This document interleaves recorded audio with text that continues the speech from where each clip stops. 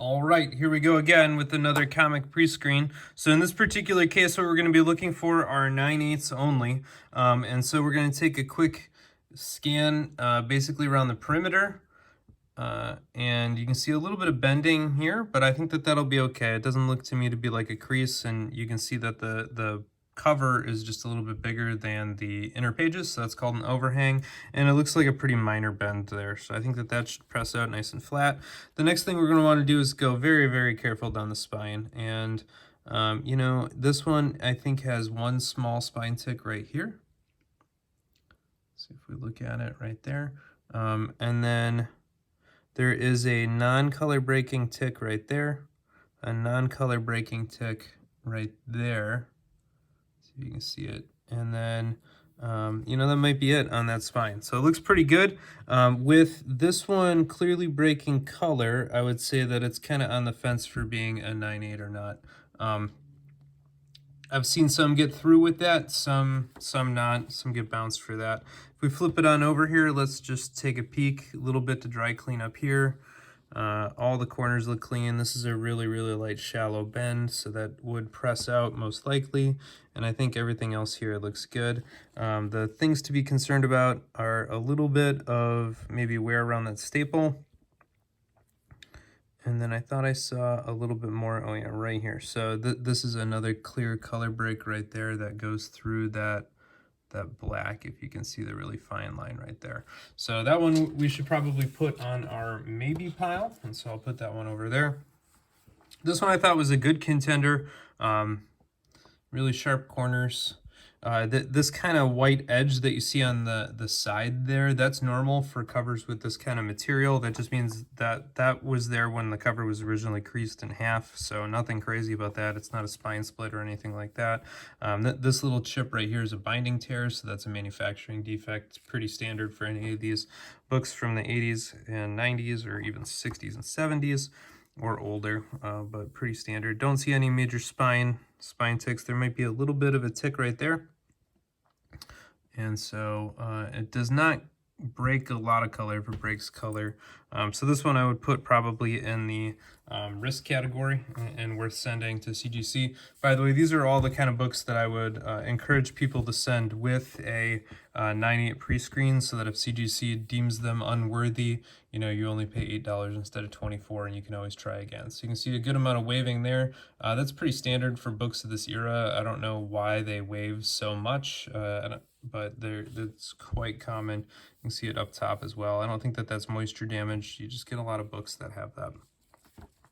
All right, so this though is going to be a problem right there. So you can see that there is a pretty clear crease, and I was trying to figure out if that breaks gloss or breaks color or not. To me, it does not look like it breaks color.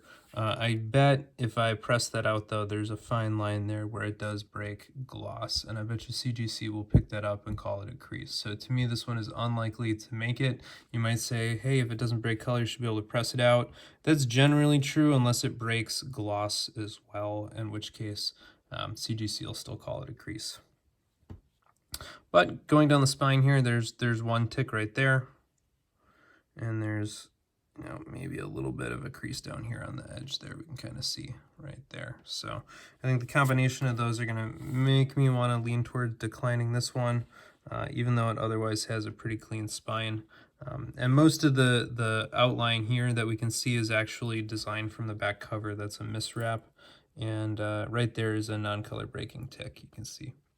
So that is a good example of one. So I'm going to put that one in the decline pile because of that back edge crease. This one, oof, a black cover. That's always going to be rough. So let's start up here. You can see a little bit of what looks like scuffing. It's always hard in this area to tell the difference between scuffing and just bad ink that was used. And I think that's bad ink, if I had to guess. If we look down the spine here, that hopefully can be dry cleaned out. But if we look, there's one breaking tick there, two breaking ticks, a really small third breaking tick. I can get them right there. And yeah, right there you can see this one, and then there and there. And you'll notice we're being like super fine and picky because these are supposed to hit that highest grade mark. And then this to me does not look like a binding tear. So we can get the camera focused on it. It looks like additional corner wear right there. So this, by the way, would be manufacturing. So you might call that a little chip out, but if we go look, all the pages are going to have that exact same pattern out. So that's manufacturing from when it was cut. So that'll be fine. Good news is the rear spine is okay. But again, I think this is a little bit more than a binding tear down in the bottom corner. So this one, to me, I would probably put in the decline bucket, but it might be worth a gamble if you want to really hedge your bets. This one, I think, looks super duper sharp. I didn't see any spine ticks on it. That little bit of distortion right there in the glare should press out just fine. Nothing too crazy there. The thing that made me concerned about this book was actually the staples. So if you turn it over, you can see that they are tarnished. They're not rusted, but they are tarnished. I might be able to buff those up a little bit because, again, they're not rusted. They're just a little tarnished. I've seen CGC miss that many times, and certainly not note it.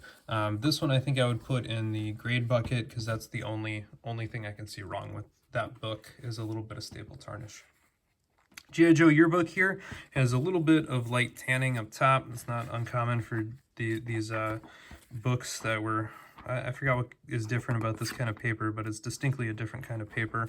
That's not going to be the problem on this book, though. This water spot on the back is going to be, so that will clearly limit it below a 9/8. And even if that didn't, this staple has definitely got more than a little bit of rust and tarnish on it, so that one's going to be a problem. So that one I would put in the decline pile. Rockin' and Rollin' here. This one, again, looked pretty good. And again, on this era of book, it's hard to tell if this is just bad ink or if it was color rub. You can see that there's a little bit of splotches down here. I think because of that, CGC is a little bit more forgiving. But again, at that 9/8 level, life is pretty challenging to hit. This by itself, if it were a true modern, might be enough to disqualify it from being a 9/8. And if we look really carefully, there are a number of very faint spine stress lines right there, right there, right there. I think that there's one more. Yeah, there's a couple more down here. So that's the Curse of the Black cover. So this one I would put in the maybe bucket. Again, if you wanted to gamble, I might throw it on in there. But it certainly, I think, is, you know, medium to low probability of hitting a 9/8. A little bit of edge wear up here. Hopefully that I don't think will get flagged on this copy. We again go down the spine here, and one thing I like to do is just hold these on their sides because they're all printed with this black border that goes down there, and odds are good you can see the ticks in there. So this one's got a tick right there and a tick right there, and so those are both going to be clear color breaking ticks. My experience is you might be able to get away with one, but you're definitely not going to be able to get away with more than that. And so this one I think I would put in the decline pile. I think it is a very beautiful 9.6 candidate. I don't think it'll make a 9/8. I always feel bad telling people their book probably won't make a 9/8 because there's nothing wrong, in my opinion, with the 9.6.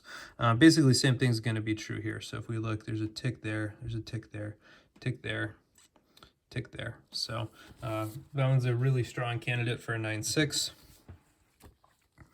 And here we go. So this one's got some nice fun edge wear. Now these are smaller and lighter than that other one I showed you, and so I think there's a decent chance that these will press out. It was that really big kind of horseshoe one that I was pretty confident would not press out. Those probably will.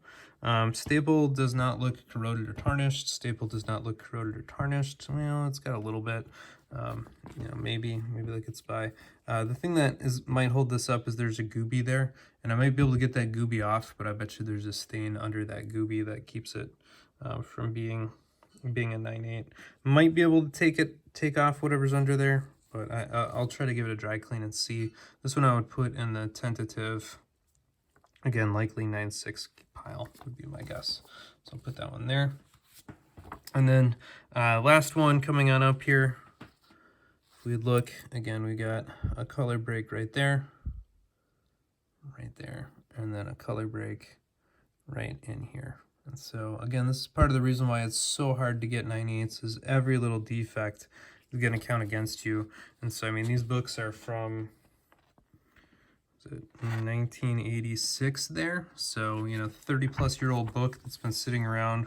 Odds are good somebody bent it or dropped the box that they were in, or left it in too humid of an environment and ended up with some staple tarnish or something like that over the intervening 30 years. So very challenging to get 9/8 on those old books. So there we go. This one, again, I would put, I think that single spine tick might be the only thing there. So this one I might put in the maybe category, and we'll see. So thanks for tuning in for a quick 9/8 pre-screen here. Please don't forget to click the subscribe button. It's somewhere down here on your screen.